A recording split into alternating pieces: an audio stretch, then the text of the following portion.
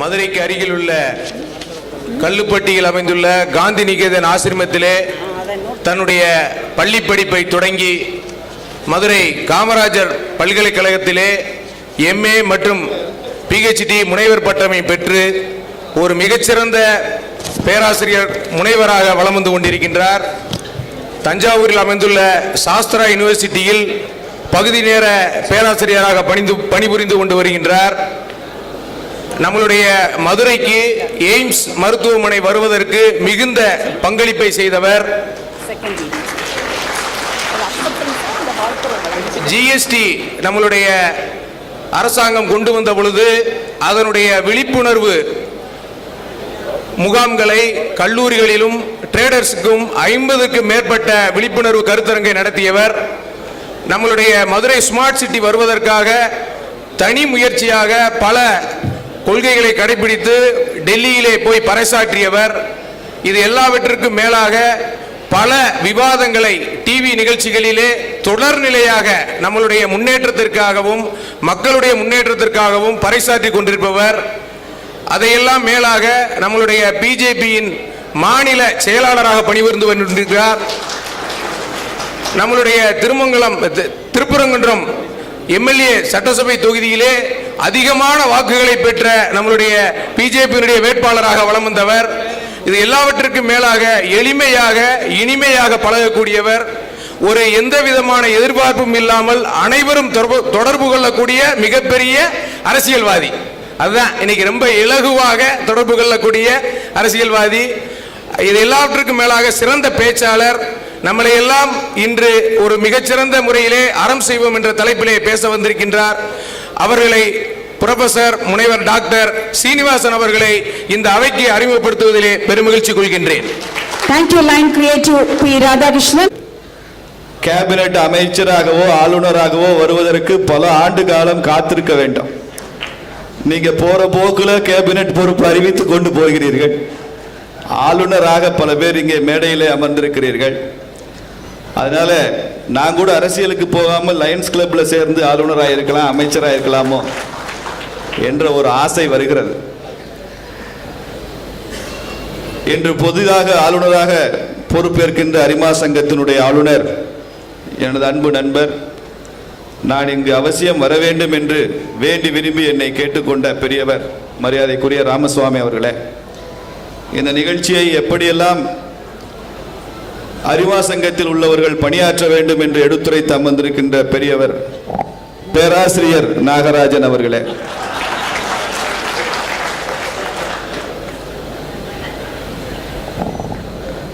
வழிநடத்து குழுவினுடைய தலைவராக இருக்கிற லயன் ஜெயச்சந்திரன் அவர்களே, ஜானகிராமன் அவர்களே, மணிகண்டன் அவர்களே, மேடையில் அமர்ந்திருக்கின்ற அரிமா எனது அருமை நண்பர் ஸ்டேட் மெடிக்கல்ஸ் குருமூர்த்தி அவர்களே, என்னை இங்கு அதிகம் விரும்பி அழைத்த இன்னொரு அரிமா பிரமுகர் ராதாகிருஷ்ணன் பொறியாளர் அவர்களே, சகோதர சகோதரிகளே, நான் பேராசிரியராகவும் அரசியலுக்கும் வருவதற்கு முன்பாக சில காலம் BSNL நிறுவனத்தில் நான் பணியாற்றியது உண்டு. BSNL நாங்கள் புதிதாக அந்த சிம் எல்லாம் அறிமுகம் செய்யும் போது நாங்கள் சொல்லுகிற முதல் கவர்ச்சிகரமான திட்டம் எக்ஸ்ட்ரா டாக் டைம் இதில் இருக்கு என்று சொல்லி தான் அறிமுகப்படுத்துவோம். அதனால நீங்க எத்தனை நிமிஷம் எனக்கு கொடுத்திருந்தாலும் கொஞ்சம் எக்ஸ்ட்ரா டாக் டைம் எடுத்துக்கொண்டு தான் நான் பேசுவேன். ஆனால் அதிக நேரம் உங்கள் பொறுமையை சோதிப்பதாக இல்லை. நான் ஒரு அரசியல்வாதி என்று சொன்னாலும் கூட கிடைக்கிற மேடைகளில் எல்லாம் நான் அரசியல் பேசுவதில்லை. என்னை அழைத்துவிட்டு நண்பர் ராமசாமி அவர்களுக்கு சின்ன ஒரு பயம் கூட வந்து விட்டது. ஒரு 2-3 முறை தொலைபேசியில் தொடர்பு கொண்டு அறம் செய்வோம் அதுதான் தலைப்பு, அறம் செய்வோம் அதுதான் தலைப்பு, நீங்க அதுல ரொம்ப நல்லா சொல்லுவீங்கன்னு எனக்கு தெரியும் என்று திரும்ப திரும்ப சொன்னார். இதையே திரும்ப திரும்ப சொல்லிட்டு கொண்டே இருக்கிறாரு. ஒரு தடவை சொன்னா தான் புரியுமே. ஒருவேளை அரசியல்வாதிக்கு ஒரு தடவை சொன்னா எப்படி அறம் புரியும் என்று நினைத்திருக்கலாம். நேற்று தான் எனக்கு அந்த சந்தேகத்திற்கு விடை கிடைத்தது. சார் எங்கேயும் கொஞ்சம் அரசியல் பேசிட வேண்டாம் சார் என்று சொன்னார். அதனால அவருக்கு பயம் தெளிவதற்காக சொல்கிறேன், நான் அரசியல் பேச போவதில்லை. நானே அரசியல்வாதி இல்லை, எங்க கட்சி கூட்டத்தில் கூட நான் அரசியல் பேசுவதில்லை. நான் அரசியல் களத்தில் பணிபுரிகிற தேசியவாதி. அதனால கட்சி அரசியலை தாண்டி இந்த தேசத்திற்கான ஒரு அரசியல் தேவை என்று நினைக்கிற ஒரு வர்க்கத்தை சார்ந்தவனா. உலகத்தில் எத்தனையோ நாடுகள் உண்டு. பாரத நாடு தான் உலகத்திலேயே மிக நீண்ட பாரம்பரியமும் வரலாறு கொண்ட ஒரு நாடாக இருக்கிறது. சுப்பிரமணிய பாரதி இந்த தேசத்தை பற்றி பாடும்போது, தொண்டு நிகழ்ந்தது அனைத்தும் உணர்ந்திடும் சூழ்கலை வாணர்களும் இவள் என்று பிறந்தவள் என்று உணராத இயல்பிடலாம் எங்கள் தாய் என்று பாடுகிறான். உலகத்தில் எவையெல்லாம் எப்போது தோன்றின என்று ஆராய்ச்சி செய்கின்ற பண்டிதர்கள் கூட இந்த இந்திய அன்னை எப்போது பிறந்தாள் என்பதை பற்றி ஆராய்ச்சி செய்ய முடியாது என்று பாடுகிறான். இந்த நாட்டிற்கு டேட் ஆஃப் பர்த் கிடையாது. அமெரிக்காவிற்கு டேட் ஆஃப் பர்த் இருக்கு, பிறந்த தேதி இருக்கிறது. பாகிஸ்தானுக்கு டேட் ஆஃப் பர்த் இருக்கு, பிறந்த தேதி இருக்கிறது. உலகத்தின் பல நாடுகளுக்கு எப்போது பிறந்தது என்று தெரியும். பாரத அன்னைக்கு அப்படி பிறந்த தேதி இல்லை என்று சொல்கிறான். உண்மைதானே? ஆனால் ஒரு விஷயத்தை நாம் தெளிவாக தெரிந்து கொள்ள வேண்டும். எந்த நாட்டிற்கு பிறந்த தேதி இல்லையோ அந்த நாட்டிற்கு இறக்கும் தேதியும் இருக்காது என்பதை நாம் தெரிந்து கொள்ள வேண்டும். டேட் ஆஃப் பர்த் இல்லாத ஒரு வஸ்துவிற்கு டேட் ஆஃப் டெத் இருக்க முடியாது. அதனால தான் இதை ஒரு சனாதனம் என்று சொல்கிறோம். சனாதனம் என்றால் எட்டர்னல், என்றும் நிலைத்திருக்கிற ஒரு நாடு, ஒரு நாகரிகம், ஒரு பண்பாட்டை சார்ந்தவர்கள் நாம். இது ஒன்றும் காம்ப்ளசன்சி இல்லை, யதார்த்தத்தை நான் இங்கே பதிவு செய்கின்றேன். அப்படிப்பட்ட ஒரு தேசமாக இருக்கிறது. முகமது இக்பால் என்ற ஒரு முஸ்லீம் கவிஞன் ஜாரே ஜஹார் சே அச்சா ஹிந்துஸ்தான் ஹமாரா என்று பாடுகிறான். அந்த பாடலை நீங்கள் முழுவதுமாக பொருள் புரிந்து பாடினால் அவன் சொல்லுகிறான், உலகத்தில் பல நாகரிகங்கள் தோன்றின, சொல்லியது முகமது இக்பால். ஆனால் அவையெல்லாம் அழிந்துவிட்டு பின்பும் கூட இந்த இந்திய நாகரிகம் நீடித்து நிறைவேற்றிருக்கிறது என்று இந்த தேசத்தை வியந்து பாடுவதுதான் ஜாரே ஜஹார் சே அச்சா என்ற பாடல். நாம கூட நிறைய நம்ம வாகனங்களுக்கு ரிவர்ஸ் கியர் போடுறதுக்கு அந்த பாட்டை வச்சிருப்போம், டியூனை. அந்த பாடலுடைய பொருள் அது. பல நாகரிகங்கள் இருந்தன. சுமேரிய நாகரிகம் இருந்தது, எகிப்து நாகரிகம் இருந்தது, ரோமானிய நாகரிகம் இருந்தது. அவையெல்லாம் இன்று வரலாற்றில் கண்காட்சிக்கு போய்விட்டன, மியூசியத்துக்கு போச்சு. எகிப்து நாட்டில் போய் உனது நாகரிகம் எங்கிருக்கிறது என்று கேட்டால் அவன் பிரமிடுகளை காண்பித்து உள்ளே உள்ள மம்மிகளை காண்பிப்பான். அவ்வளவுதான், செத்து போன பிணமாக இருக்கிறது. நான் அவர்களை குறை சொல்வதற்காக சொல்லவில்லை, அவை அழிந்து விட்டிருக்கின்றன என்ற உண்மையை சொல்லுகிறேன். ஆனால் இந்த நாட்டில் ஒரு நாகரிகம் நீடித்து நிலை பெற்று வளர்ந்து கொண்டிருக்கிறது. ரோமானிய நாகரிகத்தை பற்றி குறிப்பிடும் போது ஒரு வரலாற்று ஆசிரியர் எழுதுகிறான், ரோம்ல எப்போதுமே கேளிக்கைகள் தான், ஆடல் பாடல் கொண்டாட்டம் என்று இருப்பார்கள். விதவிதமான உணவுகளை தயாரிப்பார்கள், வயிறு முட்ட உண்பார்கள். சாப்பிட்டு முடித்தவுடன் அவர்களுக்கு மறுபடியும் ஒரு புதிய உணவை பார்த்தவுடன் சாப்பிட ஆசை வரும், வயிறு நிறைந்திருக்கும். அங்கே பக்கத்தில் ஒரு டாக்டர் இருப்பார், அவர் ஒரு மாத்திரை கொடுப்பார். அதை சாப்பிட்டா ஏற்கனவே சாப்பிட்டதெல்லாம் வாந்தி ஆயிடும். திரும்ப புதிதாக சாப்பிடுவார்கள். அரை மணி நேரத்தில் ஒரு மாத்திரை சாப்பிடுவாங்க, வாந்தி பண்ணுவாங்க, புதுசா சாப்பிடுவாங்க. இப்படி அதை வர்ணித்து கொண்டே செல்கிறான். அவன் சொல்லுகிறான், அங்கே ஆடல் பாடல்களுக்கென்று ஒரு ஆடிட்டோரியம் இருந்ததை போல வாந்தி செய்வதற்கென்று வாமிட்டோரியம் கட்டி இருந்தார்கள் ரோமாபுரி நாகரிகத்தில் என்று எழுதுகிறான். நாம் எல்லாம் ஓம் சாந்தி சாந்தின்னு சொல்லுவாங்க, ஓம் வாந்தி வாந்தி தான். அப்படி புலனடக்கமே இல்லாமல் வாழ்ந்த பல நாகரிகங்கள் காலத்தில் அழிந்து போயிருக்கின்றன.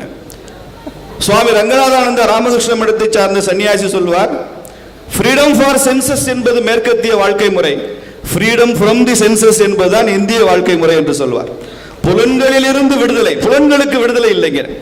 கண்கள் எதை வேண்டுமானாலும் பார்க்கலாம், காதுகள் எதை வேண்டுமானாலும் கேட்கலாம், வாய் எதை வேண்டுமானாலும் உண்ணலாம், பேசலாம் என்பதற்கு இந்திய வாழ்க்கை முறையில் இடமில்லை. அப்படி இருந்த காலத்தால் தான் இத்தனை ஆண்டு காலம் இந்த தேசம் நீடித்து வாழ்ந்து வருகிறது. அப்படி இந்த தேசத்தை நீடித்து நிலைத்து இத்தனை ஆண்டு காலம் வாழ வைத்த ஒற்றை சொல்லுக்கு பேர் அறம் என்று பெயர். அறம் என்கிற அந்த ஒற்றை சொல் இந்த தேசத்தை நீடித்து வாழ வைத்திருக்கிறது. இதை வடமொழி இலக்கியங்கள்ல வடமொழி சொற்களாக தர்மம் என்று சொல்கிறார்கள். தர்மத்திற்கான தமிழ் வார்த்தை அறம், அறத்திற்கான வடமொழி சொல் தர்மம். இதை புருஷார்த்தங்கள் என்று சொல்வார்கள். அறம்பொருள் இன்பம் வீடு என்கிற 4 விஷயங்களும் புருஷார்த்தங்கள். இதை ஒரு மேலை நாட்டு அறிஞர் சொல்கிறார், இதுதான் சாண்ட்விச் மாடல். ஒரு வாழ்க்கை வாழ்வியலுக்கான சாண்ட்விச் மாடல் தான் இந்த அறம் பொருள் இன்பம் வீடு. பொருளும் இன்பமும் மனித குலத்திற்கு அத்தியாவசியமான தேவைகள். இன்ப நுகர்ச்சி இல்லாத ஒரு மனித குலம் இருக்க முடியாது. பொருளீட்டலுக்கான ஒரு உத்வேகம் இல்லாத ஒரு மனித வாழ்க்கை இருக்க முடியாது. ஆனால் அவை இரண்டையும், நீ பொருளீட்டுவதும் நீ இன்பம் துய்ப்பதும் அறத்தின் அடிப்படையில் இருக்க வேண்டும் என்பதை இந்தியாவில் அவர்கள் உணர்ந்திருந்தார்கள். அது இந்த தேசத்தை நீடித்து வாழ வைத்திருக்கிறது. அப்படி அறத்தின் வழியில் உன் வாழ்க்கை அமைந்திருந்தால் நீ வீடு பேரை அடைவாய் என்று அந்த ஆற்றின் அந்த கரையாக வீடு பேரு, இந்த கரையாக அறம் நடுவிலே ஓடுகிற ஒரு பெரிய வெள்ளமாக தண்ணீராக பொருளும் இன்பமும் அமைந்திருக்கிறது. River bank model, sandwich model என்று அற்புதமாக குறிப்பிட்டிருப்பார். அப்படிப்பட்ட விஷயம்தான் அது. அதனால இந்த நாடு முழுக்க இருக்கிற அந்த ஒற்றை சொல் அறம், தமிழுக்கு மாத்திரம் இல்லை, எல்லா மொழிகளிலும் அறம் பொருள் இன்பம் வீடு இருக்கு. தமிழ்ல அறம் பொருள் இன்பம் வீடு, வடமொழியில தர்ம அர்த்த காம மோக்ஷ, ஹிந்தியில போனாலும் தர்ம அர்த்த காம மோக்ஷ, மலையாளத்தில் போனாலும் அறம் பொருள் இன்பம் வீடு. இந்த நான்கும் இருக்கின்றன என்பது மாத்திரமல்ல, இதே வரிசையிலும் எல்லா மொழிகளிலும் இருக்கிறது. இந்திய மொழிகள் வேறு வேறாக இருக்கலாம், ஆனால் இந்திய மொழிகள் சுமந்து செல்கிற அந்த மதிப்பீடுகள், அந்த விழுமியங்கள் எல்லாம் ஒன்றுதான். தந்தையும் தாயும் தெய்வம் என்று போற்றுகிறோம். மலையாளத்திலேயே அப்பாவும் அம்மாவும் தெய்வம் தான். தெலுங்கு பேசினாலும் தல்லினி அப்பனு தேவுடு தான் அக்கடன் கூட. ஹிந்தியிலையுமே அப்படித்தான், சமஸ்கிருதத்திலே அப்படித்தான். அரபு மொழியில அப்பாவும் அம்மாவும் தெய்வம் இல்லை. ஏனென்றால் அவர்கள் பண்பாடு வேறு, சிந்தனை வேறு, நாகரிக முறை வேறு. ஆங்கிலத்தில் அப்பாவும் அம்மாவும் தெய்வம் கிடையாது. அவங்க எங்கே ஷேக்ஸ்பியரோ ஷெல்லியோ அன்னையும் பிதாவும் முன்னறி தெய்வம் எங்கேயும் சொல்லவில்லை. இந்திய மொழிகள் எல்லாவற்றிலும் சொல்லப்பட்டிருக்கிறது. அப்படிப்பட்ட ஒரு அறம் சார்ந்த ஒரு வாழ்க்கை முறையை உருவாக்கி இருக்கிறாங்க. தர்மம் என்றால் என்ன என்பதை பற்றி விளக்கும் போது பெரியவங்க சொல்றாங்க, dharma is one which holds, one which unites and one which sustains என்று சொல்கிறார்கள். எது நம்மை தாங்குகிறதோ அது தர்மம், எது நம்மை இணைக்கிறதோ அது தர்மம், எது நம்மை நீடித்து வாழச் செய்கிறதோ அது தர்மம். அப்போ அறம் என்பதற்கான முக்கியமான கூறுகள் என்னவென்றால், இந்த மூன்று இருந்தால்தான் அது அறம். தர்மம் நம்மை தாங்கும், தர்ம தலங்காக்கிற மாதிரி தர்மம் தாங்கும். புதுக்கோட்டை மாவட்ட பக்கத்தில் ஒரு ஊர் இருக்கு, அறம் தாங்கின்னு பேர். அறம்னா என்னன்னு முழுமையாக புரிந்த நமது முன்னோர்கள் அறம் என்றாலே நம்மை தாங்குவது, அதனால அந்த ஊருக்கு பேர் அறம் தாங்கின்னு பேர் வச்சிருக்கிறாங்க. இவ்வளவு சுலபமா புரிந்து கொள்வதற்கு ஒரு ஊர் பேரை வச்சிருக்கிறாங்க நமது முன்னோர்கள். அப்போ இந்த மூன்றின் அடிப்படையில் தான் எது அறம் என்று புரிந்து கொள்ளணும். மரத்தை வைத்தால் இந்த உலகம் நீடித்து நிலை பெற்று வாழுமா, இல்ல மரங்களை வெட்டி சாய்த்தால் நீடித்து நிலை பெற்று வாழுமா? இந்த கேள்விக்கு இடமே இல்லை. மரம் வைக்க வேண்டும் என்பதுதான் அறம். ஏரி குளங்களை வெட்டினால் இந்த மனித குலம் பயன்பெறுமா, இல்ல அதையெல்லாம் தூர் மூடி பிளாட் போட்டு விற்று விட்டால் பலனடையுமா என்று கேட்டால், ஏரி குளங்களை வெட்டினா தான் பயனடையும், அதுதான் அறம். உயிரினங்களை போற்றினால் இந்த மனித குலம் நீடித்து வாழுமா, சஸ்டெயின் ஆகுமா இந்த பிரபஞ்சம், இல்ல அவற்றையெல்லாம் அழித்து விட வேண்டுமா? இப்படி ஒவ்வொரு கேள்வியாக கேட்டுக்கொண்டே போகலாம். கணவனும் மனைவியும் ஒற்றுமையாக வாழ்ந்தால் அது இல்லறமாகுமா, அவர்கள் பிரிந்து விட்டால் இந்த மனித குலத்திற்கு நல்லதா என்றால் அவர்கள் சேர்ந்து வாழ வேண்டும் என்று நினைப்பதுதான் இந்திய வாழ்வியலாக இருக்கிறது. அதனால கணவனும் புருஷனும் முஞ்சாதியும் சேர்ந்து வாழ்வது நாகரிகம், குழந்தைகளுடன் சேர்ந்து வாழ்வது நாகரிகம். இவையெல்லாம் அறத்தின் கூறுகளாக சொல்லப்படுகின்றன. லயன்ஸ் அமைப்பு உலகமெல்லாம் இருக்கலாம், ஆனால் இப்போது இன்று பதவியேற்ற ஐயா ராமசாமி அவர்கள் எனது குடும்பத்தை அறிமுகப்படுத்துகிறேன் என்று சொல்லி மனைவியை மாத்திரம் அறிமுகப்படுத்தவில்லை, மருமகனை அறிமுகப்படுத்துறாரு, மகளை அறிமுகப்படுத்துறாரு, பேரனை அறிமுகப்படுத்துறாரு, சம்பந்தக்காரரை அறிமுகப்படுத்துறாரு, சம்பந்தக்காரருடைய மச்சனை அறிமுகப்படுத்துகிறாரு. இப்படி ஒட்டுமொத்த குடும்பத்தையும் தனது குடும்பமாக ஏற்றுக்கொண்டு அறிமுகப்படுத்துற லயன்ஸ் கிளப் இந்தியாவில் தாங்க இருக்கும், உலகத்தில் எந்த நாட்டில் இருக்காது. ஏன்? குடும்ப அறம் என்று ஒன்று இருக்கிறது, அந்த ஃபேமிலி எத்திக்ஸ், அது நம்ம நாட்டினுடைய அறம். அப்படி ஒவ்வொன்றாக விரித்து கொண்டே செல்ல முடியும். பிளாட்டோன்னு இருக்கிறார், சாக்ரட்டிஸ், பிளாட்டோ, அரிஸ்டாட்டில்லாம் கேட்டிருக்கோம். இந்த புத்தகத்தில் கூட, இந்த அழைப்புதல்ல கூட அறத்தான் வருவதே இன்பம் மற்றெல்லாம் புறத்த புகழும் இல்லை அப்படின்னு முக்கியமான ஒரு திருக்குறளை கையாண்டிருக்கிறார். நீங்க பாருங்க, அறத்தான் வருவதே இன்பம் என்று திருவள்ளுவன் சொல்லுகிறார். சுகசிய மூலம் தர்மகா என்று சாணக்கியர் சொல்கிறார். சுகசிய மூலம் தர்மகா, தர்மத்தின் அடிப்படையில் தான் இன்பம் துய்க்க வேண்டும் என்று சாணக்கியன் சொன்னதற்கும், அறத்தான் வருவதே இன்பம் என்று வள்ளுவன் சொன்னதற்கும் எந்த விதமான வேறுபாடு இல்லை. மொழியில் தான் வேறுபாடு, கருத்துல வேறுபாடு இல்லை. ஆனால் நாம் எப்படி விவாதம் செய்யலாம்? வள்ளுவனிடமிருந்து சாணக்கியன் எடுத்துக்கொண்டானா, இல்ல சாணக்கியனிடமிருந்து வள்ளுவர் எடுத்துக்கொண்டாரா என்று வேண்டுமானால் விவாதம் பண்ணலாம். என்ன முடிவை இந்த பண்டிதர்கள் அவை சொன்னாலும் கூட நான் ஏற்றுக்கொள்வேன். ஆனால் அந்த பெருமையை நான் வள்ளுவனுக்கு தான் கொடுப்பேன். என்ன காரணம்? ஒருவேளை சாணக்கியன் தான் முதலில் சொன்னார் என்றால், எங்க வள்ளுவன் உலகமெல்லாம் நல்ல கருத்துக்களை சென்று தேடி தேடி ஆய்ந்து ஒரு நல்ல கருத்தை தமிழுக்கு கொடுத்திருக்கிறான், அந்த வள்ளுவன் பாராட்டப்படக்கூடியவன் என்று சொல்லலாம். இல்ல வள்ளுவன் தான் முதலில் சொன்னான் என்று யாராவது நிரூபித்தால் கூட, வள்ளுவன் உலகத்தின் எந்த அறிஞரும் ஏற்றுக்கொள்ளக்கூடிய கருத்துக்களை சொல்லி உலகமெல்லாம் தனது கருத்துக்களை விதைத்திருக்கிறான் என்று சொல்லலாம். முழு பாராட்டு வள்ளுவனுக்கு தான். அறத்தான் வருவதே இன்பம், சுகசிய மூலம் தர்மக, இப்படி வரிசையா இந்த நாட்டினுடைய மொழிகள் எப்படி பண்பாட்டு அடிப்படையில், வெளிமைய அடிப்படையில், மதிப்பீடுகளின் அடிப்படையில் இணைக்கப்பட்டிருக்கிறது என்பதை சொல்லிக்கொண்டே போக முடியும். என்ன காரணம்? ஏன் இந்த மொழிகள் ஒற்றுமையுடன் செயல்படுகின்றன?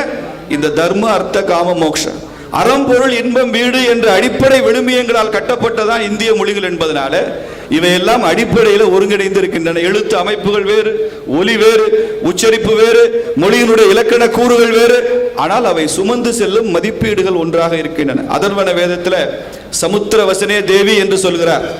சமுத்திரவசனே தேவின்னா இந்த நிலத்தை ஒரு பெண்ணாக பாவித்து, தேவின்னா பெண்மணி, பெண்ணாக பாவித்து சமுத்திரத்தை ஆடையாக அணிந்த பெண்மணியே என்று அதர்வன வேதத்தில் ஒரு வாசகம் வருகிறது.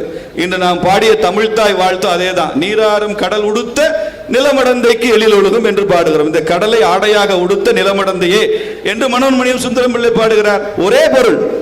சமுத்திரவசனே தேவி என்பதற்கும் நீராறும் கடல் உடுத்த நிலமடந்தை என்பதற்கும் என்ன வித்தியாசம் இல்லாத அளவிற்கு இந்த மொழிகள் இணைந்திருக்கின்றன.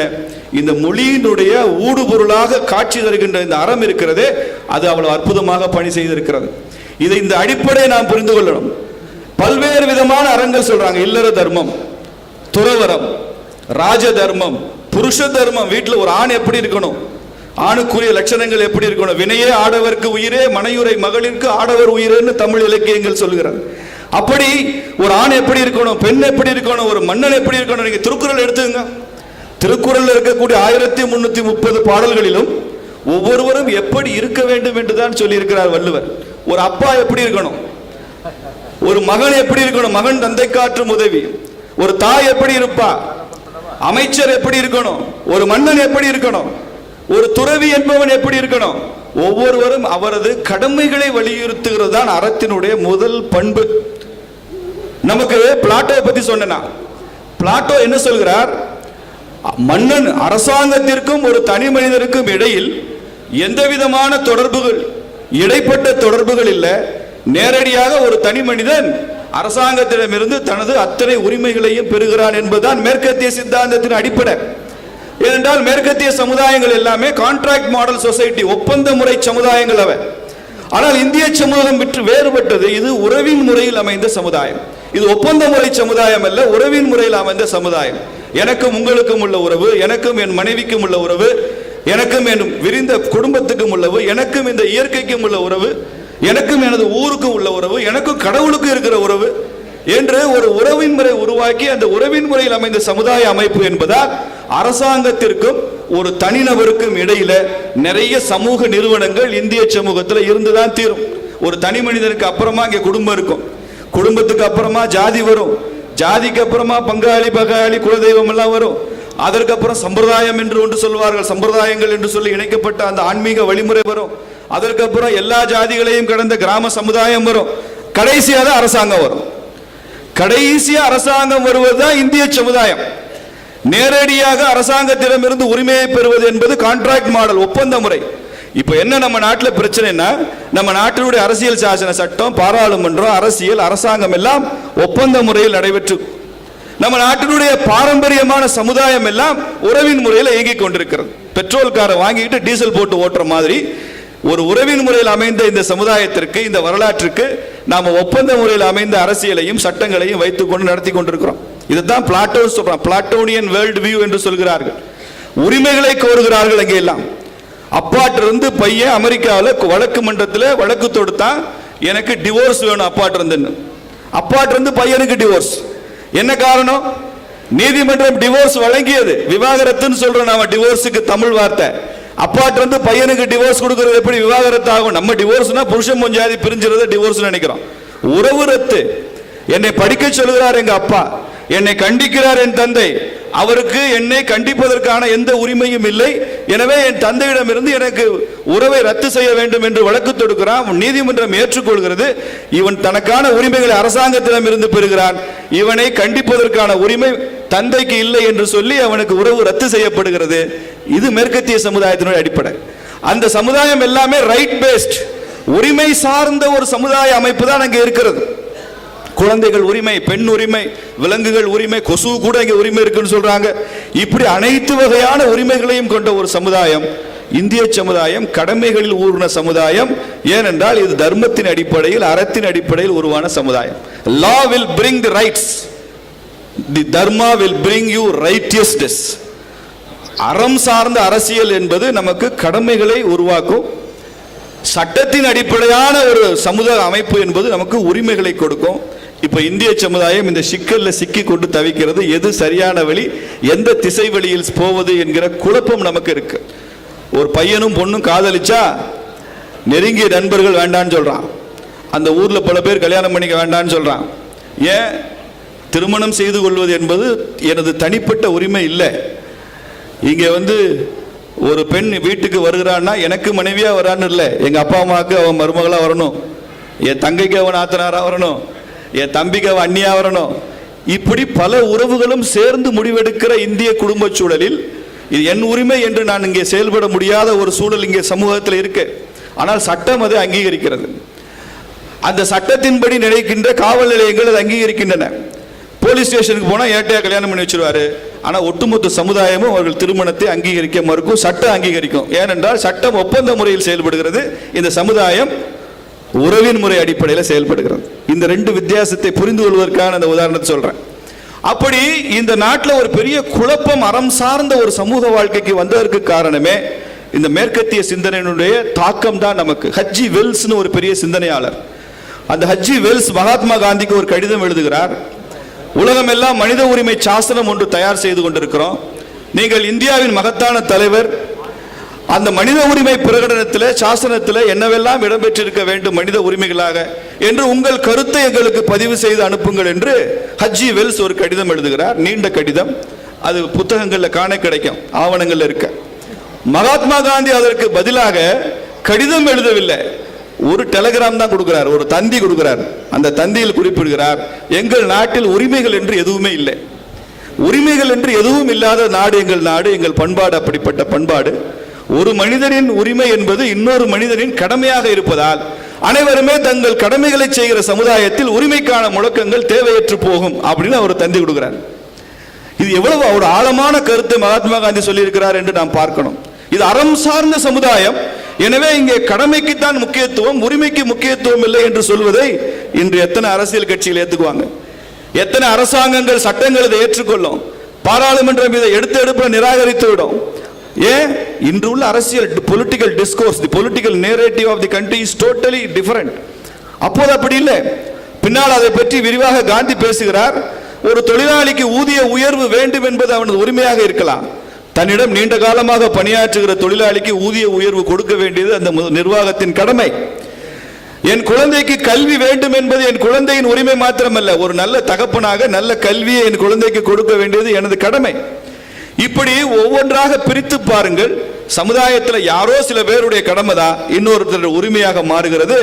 எனவே அறத்தின் அடிப்படையிலே சமுதாயம் செயல்படுவதற்கு நீங்கள் தூண்டிவிட்டால் உரிமை முழக்கங்களுக்கு அர்த்தம் இல்லாமல் போகும். இது இந்தியாவில் நடைபெறாவிட்டால் எங்கேயும் நடைபெறாதுன்னு சொன்னாங்க. பிரான்ஸ் நாட்டிலிருந்து 2 அறிஞர்கள் வந்தான் இந்தியாவுக்கு எமர்ஜென்சி டைம்ல, நெருக்கடி நிலை காலத்தில். ஒருத்தன் பேர் குவாண்டியர், அவனுடைய பையன் பேர் ஜூனியர் குவாண்டியர். இந்த 2 பேர் ரொம்ப சிரமப்பட்டு இந்திரா காந்தி அம்மா அப்ப பிரதமராக இருந்தாங்க, அவங்கள போய் சந்திச்சாங்க. அவங்கள சந்திச்சு அந்த அம்மாட்ட சொன்னாங்க, உலகம் எல்லாம் உரிமை கோஷம் கேட்டு நிறைய நாடுகள் சிதைஞ்சு போச்சு, குடும்பங்கள் எல்லாம் ஸ்பிளிட் ஆயிடுச்சு, பல நாடுகள்ல நிறைய பிரச்சனை இருக்கு. நாங்க இதற்கெல்லாம் மாற்றியது ஒரு மாற்று கலாச்சாரம் எது என்று தேடுவதற்காக நாங்கள் அதை ஆழ்ந்து ஆய்வு செய்த போது இந்தியாவில் தான் அறம் சார்ந்த சமுதாயம் இருக்கிறது, தர்மத்தின் வழியில ஒரு சமுதாயத்தை கொண்டு செல்கிற பல நூற்றாண்டுகள் வாழ்ந்த ஒரு வாழ்க்கை முறை இருக்கிறது என்று தெரிந்து நாங்கள் இந்தியாவிற்கு வந்தோம். ஆனால் இந்த நாட்டினுடைய அரசியலமைப்பை எல்லாம் எடுத்து பார்க்கும் போது எங்கேயுமே ஒரு அறத்தை பற்றிய வார்த்தை இல்லை, தர்மத்தை பற்றிய வார்த்தை இல்லை, கடமையை நீ செய்ய வேண்டும் என்கிற குறிப்பு எந்த அரசியல் சாசனத்திலும் இடம்பெறவில்லை.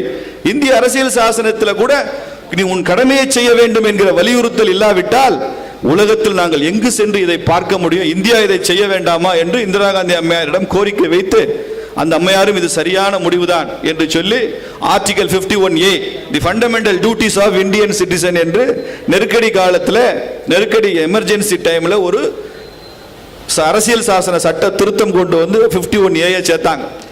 அந்த அடிப்படை கடமைகள், இந்திய குடிமகனுக்காக அடிப்படை கடமைகளை கொண்டு வந்த பெருமை இந்திரா காந்தி அம்மையாரை சாரும் என்பது ஒரு பக்கம், பிரான்ஸ்ல இருந்து வந்த குவாண்டியரும் ஜூனியர் குவாண்டியரையும் சாரும் என்பதா இன்னொரு பக்கம். அப்படி இது போன்ற அறம் சார்ந்த வாழ்க்கை முறையை நாம் என்று தொலைத்திருக்கிறோம். எனக்கு ரொம்ப மகிழ்ச்சி, அதை திரும்ப மீட்டெடுத்து அறம் செய்வோம் என்று ஒரு முழக்கம் கொடுத்திருக்கிறாரு நம்ம ராமசாமி ஐயா. நிச்சயமாக அவர் பாராட்டத்தகுந்தவர். பல பேர் தர்மம்னா அறம்னா ஏதோ இலவசம் நினைக்கிறோம். தர்மாஸ்பத்திரின்னா காசு கேட்க மாட்டான், அங்கே போனா ஊசி மருந்து வாங்கிட்டு வரலாம், தர்மாஸ்பத்திரி. அவர் தர்மச்சத்திரம் நடத்துறாருன்னா அங்கே போனா சாப்பாட்டா பணம் கேட்க மாட்டார், சாப்பிட்டா அது தர்மச்சத்திரம், ஓசியா தங்கிக்கலாம். அப்ப தர்மம்னா ஏதோ இனாம்னு ஆயிடுச்சு. அப்படி இல்லை. தர்மம் என்பது இனாமாக கொடுப்பது, சேரிட்டி, பிலந்தராபி என்பதெல்லாம் இந்த அறம் சார்ந்த சமூகத்தின் வாழ்க்கை முறையின் ஒரு அம்சம். பட் அதை தாண்டி எது நம்மை இணைக்கிறது, எது நம்மை வாழ வைக்கிறது, எது நம்மை தாங்குகிறது என்பதை பொறுத்து தான் தர்மத்தை புரிந்து கொள்ள முடியும். தர்மத்துல கூட பல சங்கடங்கள், தர்ம சங்கடம்னு சொல்லுவாங்க. அவருக்கு ரொம்ப தர்ம சங்கடங்க. என்ன காரணம்? ரெண்டு அறங்கள் ஒன்று சேரும் போது தர்ம சங்கடம் வரும். விவேகானந்தரே அவங்க அப்பா இறந்து போயிட்டாரு, அம்மா விதவை தாய், குழந்தைகளை எல்லாம் பார்த்து கொள்ளணும், இவர் தான் மூத்த மகன். அப்போ அம்மா அழைக்கிறார், தாய் அழைக்கிறாள், இந்த குடும்பத்தை நீ பாதுகாக்கணும், காப்பாற்றணும்னு. இந்த பக்கம் ராமகிருஷ்ண பரமஹம்சர், நீ துறவியாக வரணும், இந்த தேசத்திற்கு நீ ஆற்ற வேண்டிய ஒரு பெரிய கடமை இருக்கு, உன்னால்தான் அது முடியும், நீ வர வேண்டும் என்று பரமஹம்சர் அழைக்கிறார். தாயும் அழைக்கிறாள், தாய் நாடும் அழைக்கிறது. இதுதான் தர்ம சங்கடம். தாய்க்கு செய்ய வேண்டிய கடமை செய்தாகணும், தாய் நாட்டுக்கு செய்ய வேண்டிய கடமை செய்தாகணும். இரண்டுமே தர்மம். இந்த இரண்டு தர்மங்களுக்கு இடையே ஒரு சிக்கல் வரும்போது அது தர்ம சங்கடமாக மாறுகிறது. அப்படித்தான் தர்ம சங்கடம் என்ற வார்த்தை உருவாச்சு. என் நண்பன் சொன்னான், அத்தை பொண்ணை கட்டிக்கிறதா மாமா பொண்ணை கட்டிக்கிறதான்னு எனக்கு ஒரே தர்ம சங்கடமா போச்சுன்னு. இது தர்ம சங்கடம் இல்லை, இது ஏற்படுகிற ஒரு சிக்கல். இந்த சங்கடம் எப்பயுமே ஏற்பட்டு கொண்டே இருக்கும். தர்ம சங்கடம் என்கிற வார்த்தை வேறு. இதை விமர்சிப்போர் கூட ஏற்றுக்கொள்கிறார்கள்.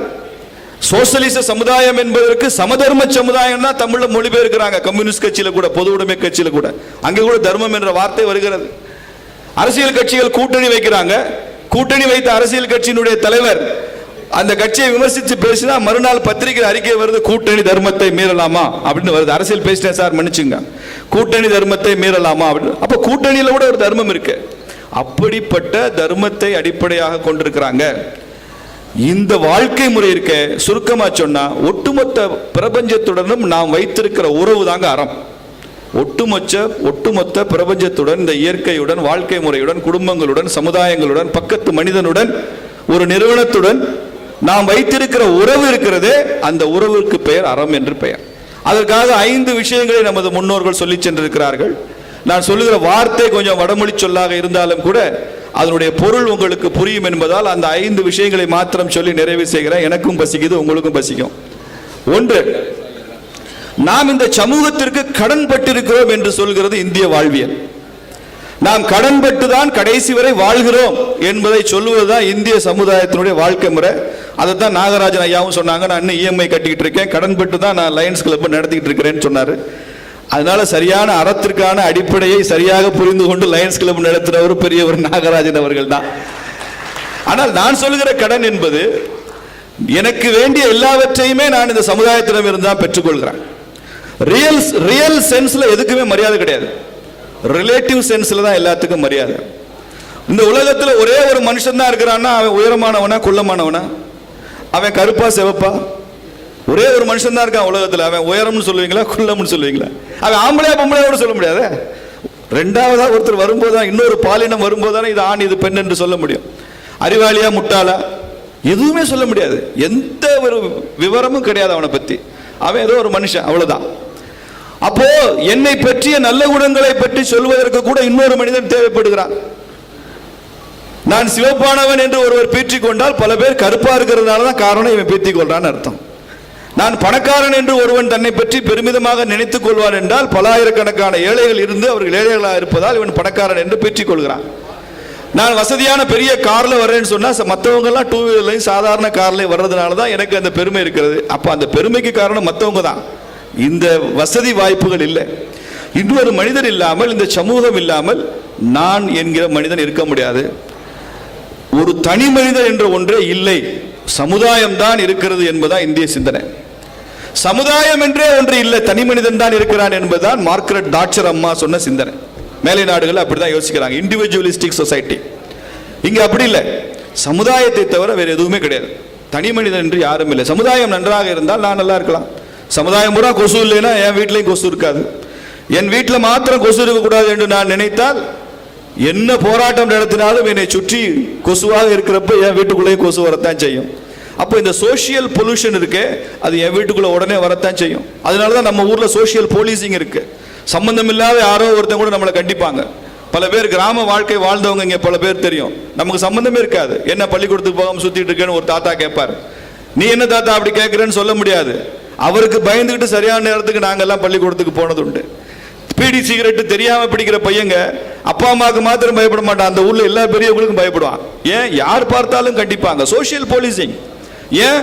இந்த சோசியல் போலீசிங் இல்லைன்னா சோசியல் பொல்யூஷன் உருவாகும். நீங்க எந்த நாட்டுக்கு வேண்டுமானாலும் போய் இந்தியாவை பற்றிய ஒரு தகவலை காலரை தூக்கி விட்டு பெருமையா பேசலாம். இந்தியாவில் 130 கோடி மக்கள் இருக்கிறார்கள், வெறும் 15,000 போலீஸ் ஸ்டேஷன் தான் இருக்கு என்று உலகத்தில் எங்கே வேணாலும் போய் சொல்லலாம். என்ன காரணம்? இவ்வளவு குறைவான எண்ணிக்கையில காவல் நிலையங்கள் உலகத்தின் எந்த தேசத்திலும் கிடையாது. By and large, this country is unpoliced and underpoliced. என்ன காரணம்? அறம் சார்ந்த வாழ்க்கை தான் காரணம். இது சரி இது தவறு என்று நமக்கு ஏற்கனவே தெரிந்திருக்கிறது. இத்தனை ஐபிசி இந்தியன் பீனல் கோடெல்லாம் அப்படி கிடையாது. அந்த காலத்துல ரெண்டே பீனல் கோடு தான், இந்திய பாப கோடு, இந்திய புண்ணிய கோடு. இதெல்லாம் செஞ்சா பாவம், இதெல்லாம் செஞ்சா புண்ணியம். இந்த ரெண்டு வார்த்தைகளை வைத்துக்கொண்டு நமது ஒழுக்கத்தை எல்லாம் கட்டுக்குள் வைத்திருந்தார்களா இல்லையா? இதெல்லாம் செய்யக்கூடாதுப்பா பாவம்னு சொன்னாங்களா இல்லையா? இதை செய்ய புண்ணியம்னு சொன்னாங்களா இல்லையா? இன்று அந்த வார்த்தைகளுக்கு அர்த்தம் இல்லாமல் போன காரணத்தால் எத்தனை செக்ஷன் போட்டாலும் குற்றங்களை குறைக்க முடியவில்லை. இன்னும் சொல்ல போனால் புண்ணியம் என்ற வார்த்தை தமிழ்லையும் இந்திய மொழிகள்ல தான் இருக்கு. எல்லா இந்திய மொழிகளிலையும் புண்ணியம் என்ற வார்த்தை இருக்கிறது, அதற்கு பொருள் இருக்கிறது. ஆங்கிலத்தில் புண்ணியத்துக்கு என்ன வார்த்தை? யாராவது ஆங்கில பேராசிரியர் இருந்தா சொல்லலாம். ஆங்கிலத்தில் புண்ணியத்திற்கு என்ன வார்த்தை என்றால், ஆங்கிலத்தில் புண்ணியத்திற்கு வார்த்தையே இல்லை. ஏன்? ஆங்கிலம் என்ற புண்ணியம் என்ற கருத்து ஆங்கில நாகரிகத்திலே கிடையாது. பாவத்துக்கு மாத்திரம் தான் ஆங்கில வார்த்தை இருக்கு, சின்னுன்னு. புண்ணியத்துக்கு இல்லை. இதை நான் ஒரு கல்லூரியில் பேசுறப்போ ஒரு மாணவி எழுந்து கேட்டா, இப்படி புண்ணியத்துக்கு ஆங்கில வார்த்தை இல்லைன்னு சொல்றீங்களே, நான் ஒரு ஆங்கில வார்த்தை சொல்லுகிறேன், அதுக்கு தமிழ் வார்த்தை சொல்லுங்க. என்னமா வார்த்தை? டேட்டிங். டேட்டிங்னு ஒரு வார்த்தை இருக்கு ஆங்கிலத்தில். நாங்க எங்க மொழிபெயர்ப்பு துறையில் அது தலைகீழா தேடி பார்த்தோம், தமிழ்ல என்ன வார்த்தை இருக்கு? தமிழ்ல வார்த்தையே இல்லையே சார். ஏன்? டேட்டிங் என்ற அநாகரிகம் தமிழ் பண்பாட்டில் இல்லாத காரணத்தால் தமிழ்ல வார்த்தை இல்லை. புண்ணியம் என்ற கருத்து ஆங்கில நாகரிகத்தில் இல்லாததால் ஆங்கிலத்தில் வார்த்தை இல்லை. டேட்டிங் என்ற வார்த்தை தமிழ் பண்பாட்டில் இல்லை என்ற காரணத்தால் அதற்கு தமிழ் வார்த்தை இல்லை. தமிழ்ல மாத்திரம் இல்லை, ஹிந்திலையும் வார்த்தை இல்லை, மலையாளத்திலையும் இல்லை, தெலுங்குலையும் இல்லை, ஆங்கிலத்தில் இருக்கு. அப்போ ஒரு ஆணும் பெண்ணும் திருமணத்திற்கு முன்னால் எப்போது வேண்டுமானாலும் வெளியில் செல்லலாம், எத்தகைய உறவு வேண்டுமானாலும் வைத்துக் கொள்ளலாம், எத்தனை நாட்கள் வேண்டுமானாலும் வெளியில் தங்கலாம். அவர்கள் திரும்ப வந்தால் அந்த பெற்றோர்களும் குடும்பமும் ஏற்றுக்கொள்ளும் என்று சொல்கிற வாழ்க்கை முறை தான் டேட்டிங். அதற்கு இந்திய சமுதாயத்தில் அங்கீகாரம் இல்லை. ஏன்? இது அறம் சார்ந்த வாழ்க்கை முறையாக பார்க்கிறோம். அதனால இங்கே அதற்கு ஏற்றுமதி இல்லை. இந்த அறம் செய்வோம் என்கிறது இருக்கிறதே, இது ஏதோ தான தர்மம் பண்றது மாத்திரம் நினைச்சாங்க. 5 வகையான விஷயங்கள் தமிழ் நிகண்டுகள் எடுத்து பார்த்தீங்கன்னா 32 வகையான அறங்கள் சொல்லப்பட்டிருக்கு. தமிழ் நிகண்டுகள் என்று சொல்லுவாங்க. அதுல பல்வேறு வகையான அறப்பணிகளை சொல்லியிருக்கு. அதுல முக்கியமான ஒரு பணி சொல்றேன், சேரிட்டிக்கு. மாடுகள் மேய்ச்சலுக்கு போகிற மாடுகளுக்கு தோல்ல ஊறல் எடுக்கும், அரிப்பு எடுக்கும். நமக்கு தோல்ல அரிப்பு எடுத்தா அப்படி லேசா சொரிஞ்சு விட்டுக்கிறோம், அல்லது யாரையாவது முதுகுல இருந்தா கூட தம்பி யாரை கூப்பிட்டு கொஞ்சம் சொரிஞ்சு விடன்னு சொல்றோம். மாடுகள் என்ன செய்யும்?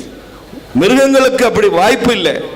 அதனால அந்த மேய்ச்சல் நிலங்கள்ல நிறைய கற்களை நட்டு வைக்கணும். ஏன்? எப்போதெல்லாம் மாடுகளுக்கு ஊரல் எடுக்குதோ அந்த கல்லை அது தேய்ச்சி சொரிஞ்சுக்கிறோம்னு சொல்லி மாடுகளுக்கு ஊரல் எடுக்குமே என்று இவன் மனசுல ஊற்றெடுத்த அன்பு ஊற்றெடுத்தவன் இந்த தமிழன். அதனால அவனுக்கு தமிழ் நிகண்டுகள் அப்படிப்பட்ட அறம். சிறை கைதிகளுக்கு உணவு கொடுக்கணும்னு சொல்லியிருக்கான். வயது வந்த பெண்களுக்கு கண்ணாடி கொடுக்கணும்னு சொல்லியிருக்கான். அந்த பெண் தன்னை கண்ணாடியில பார்த்து அழகுபடுத்திக் கொள்ளணும். அந்த காலத்துல கண்ணாடி கிடைக்காது, காஸ்ட்லி அல்லது ரொம்ப ரேர். இதெல்லாம் அறமாக சொல்லப்பட்டிருக்கு தமிழ் நிகண்டுகள்ல. அதனாலதான் சொல்லுகிறேன், இந்த 5 விஷயங்களை நினைவில் கொள்வோம். இதற்கு பேர் பஞ்சமகா யஞங்கள் என்று பெயர். யஞம்னா வேள்வி. 5 வேள்விகள் அப்படின்னு வார்த்தை வச்சுக்கலாம். இதுல முதல் வேள்வி வடமொழி சொல்ல பிரம்ம யஞம்னு சொல்றாங்க, கடவுளுக்கான வேள்வி, இறை வேள்வி அப்படின்னு நம்ம தமிழ் படுத்திக்கலாம்.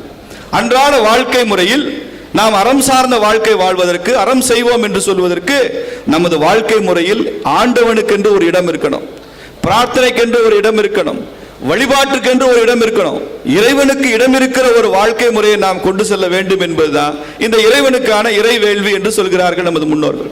அதனாலதான் கூட குலதெய்வம் கோவிலுக்கு போயிட்டு வான்னு சொல்றான், தீர்த்த யாத்திரை போயிட்டு வாங்கன்னு சொல்றோம், புண்ணிய ஸ்தலங்களுக்கெல்லாம் போயிட்டு வான்னு சொல்றோம். வைணவகனா இருந்தா 108 வைணவ திருத்தலங்களை பார்த்துட்டு வா.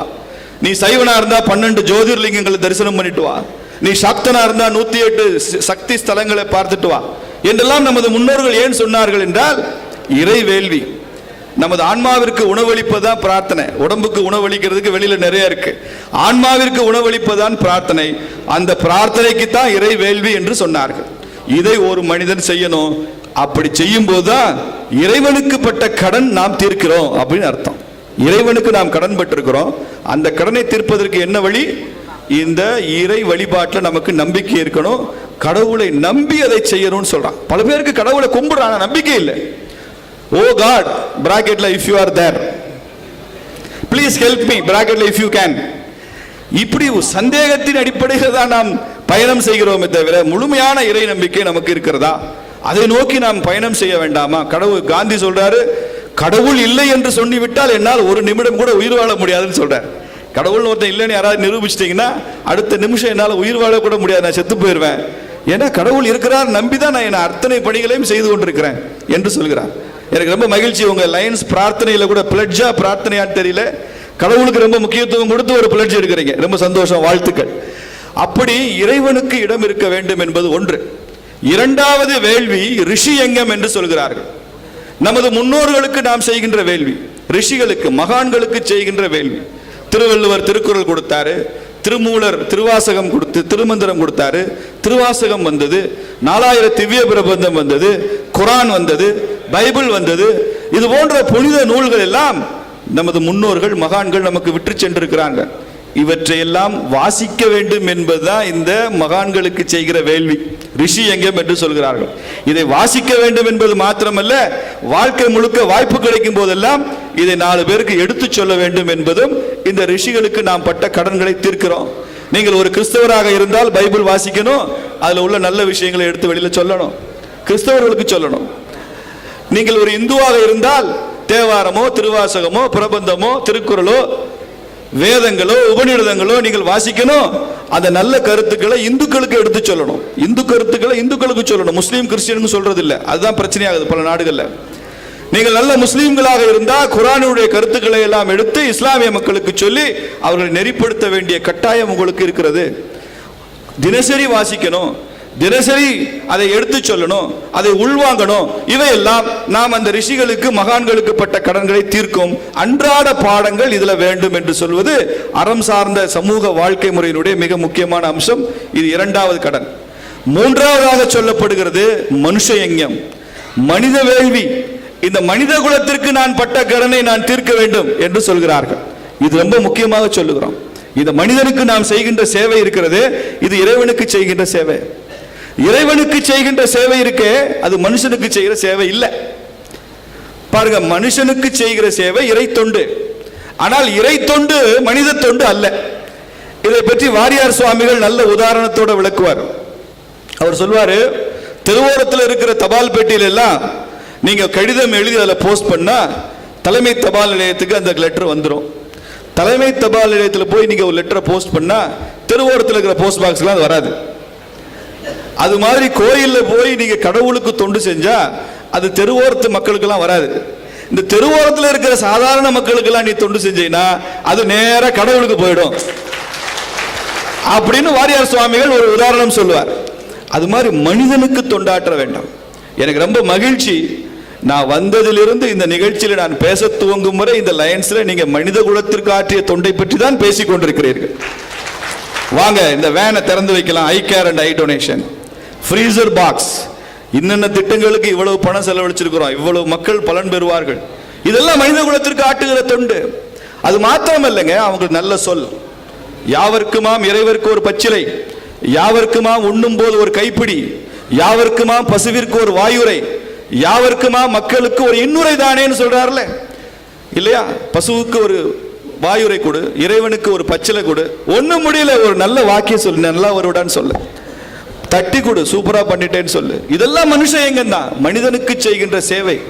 விவேகானந்தர் சொல்கிறாரு, பாரம்பரியமான இந்து மதம் 3 தெய்வங்களை சொல்கிறது. மாத்ரு தேவோ பவ, பித்ரு தேவோ பவ, ஆச்சாரியா தேவோ பவ. நான் இன்னும் 2 தெய்வங்களை சேர்க்க விரும்புகிறேன் சொல்றது விவேகானந்தர். என்ன சொல்றாரு?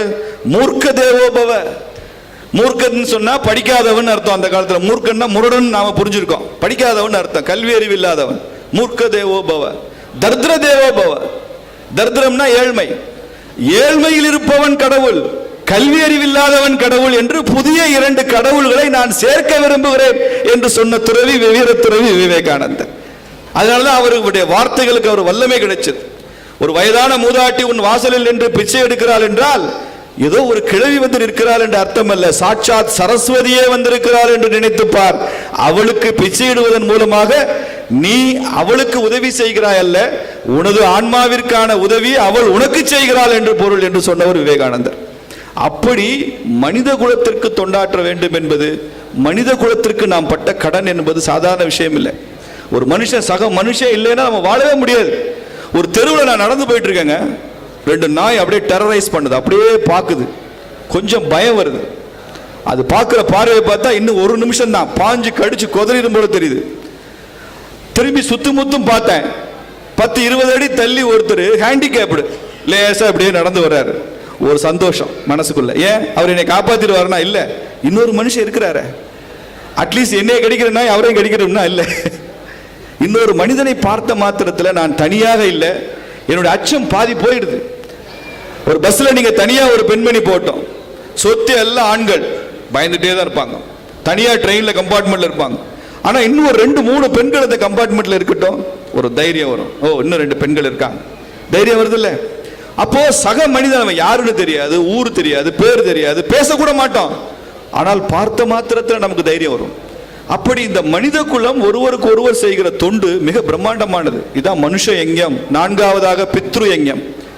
பித்ருனா நமது முன்னோர்கள், முன்னோர்களுக்கு செய்கிற பொறுப்பு கடன் பட்டிருக்கிறது நமது சமுதாயம். ஒவ்வொருவனும் தனது முன்னோர்களுக்கு கடன் பட்டிருக்கான். அப்படி முன்னோர்களை போற்ற வேண்டும் என்று சொல்கிற வாழ்வியல், இந்திய வாழ்வியல் இந்திய அறத்தில் முக்கியமாக சொல்லப்பட்டிருக்கு. அதுலேயும் அப்பா அம்மாவுக்கு மிக அதிகமாக சொல்லப்பட்டிருக்கு.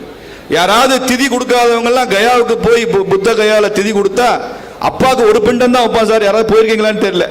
அம்மாவுக்கு 32 பிண்டம் வைப்பான். அம்மாவுக்கு 32 பிண்டம். அவன் என்னை வயிற்றில் சுமந்தாயே அதற்காக, எனக்கு பால் கொடுத்து வளர்த்தே அதற்காக, எனக்கு உடல்நிலை இல்லாத போது நீ பட்டினி இருந்தாயே அதற்காக, அப்படி சொல்லி சொல்லி வைப்பான். நமக்கு அதன் அர்த்தம் தெரிஞ்சா அழுகே வந்துடும்.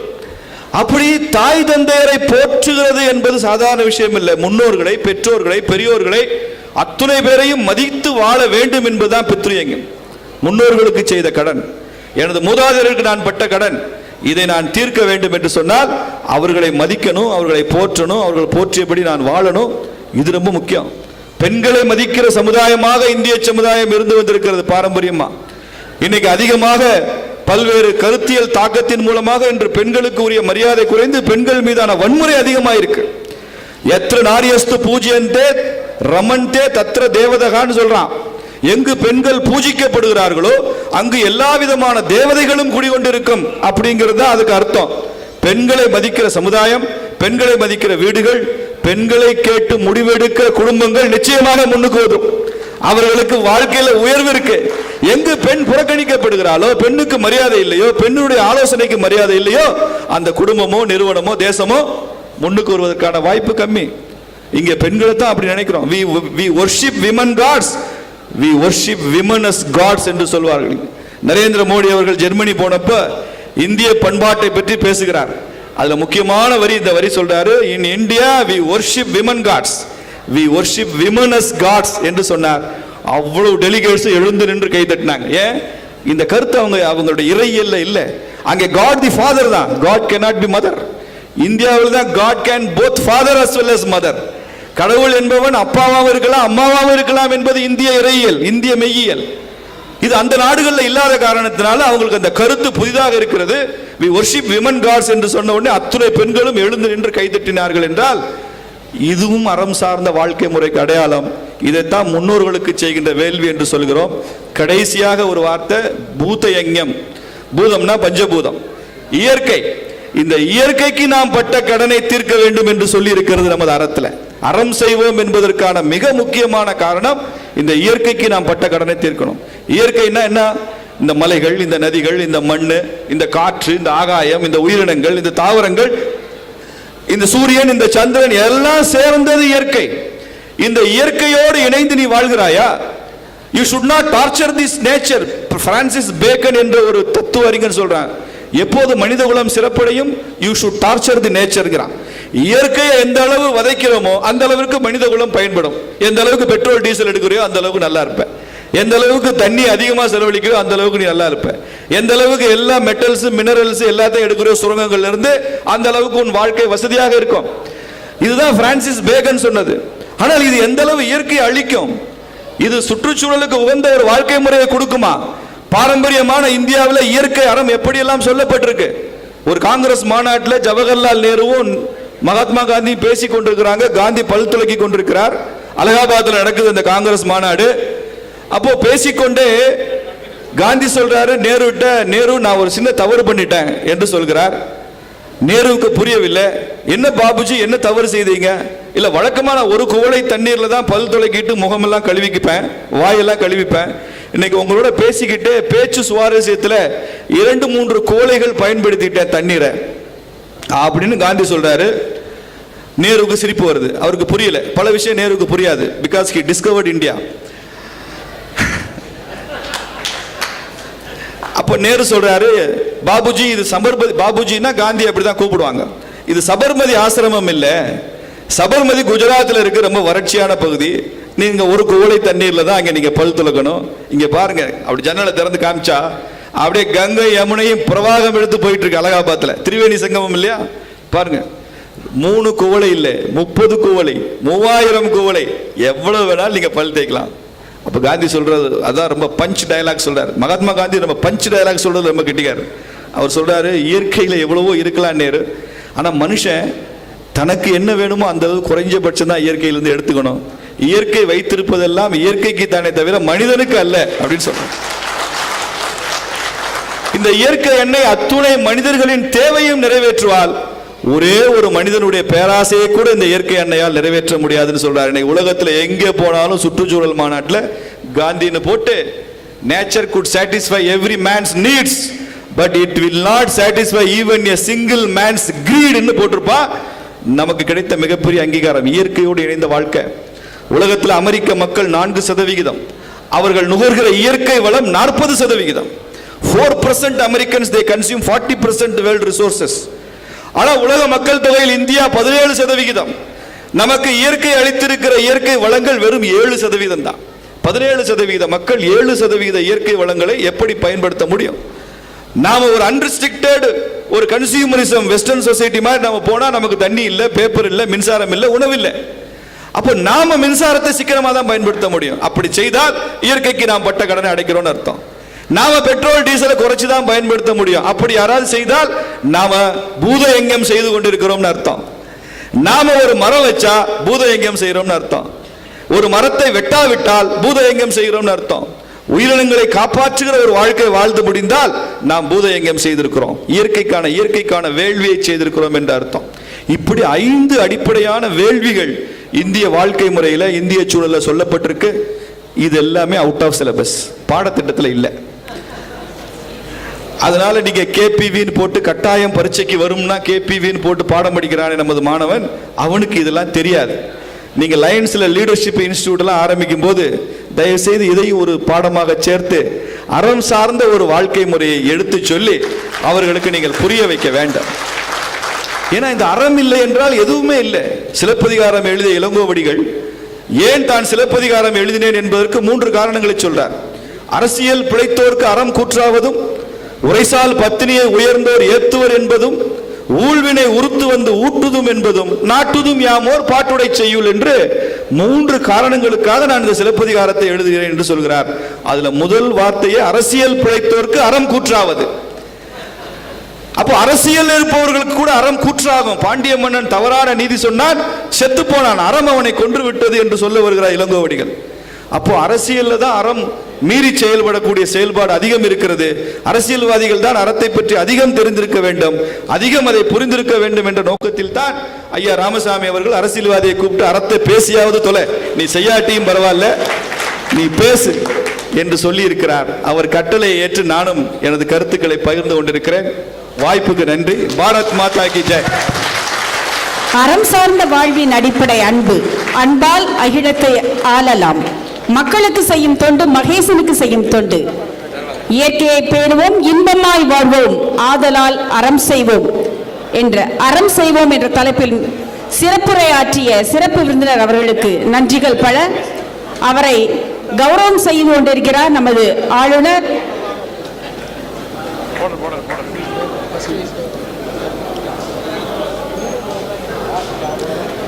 அடுத்ததாக வாழ்த்துரை வழங்க வருகிறார் முதல் துணை ஆளுநர்.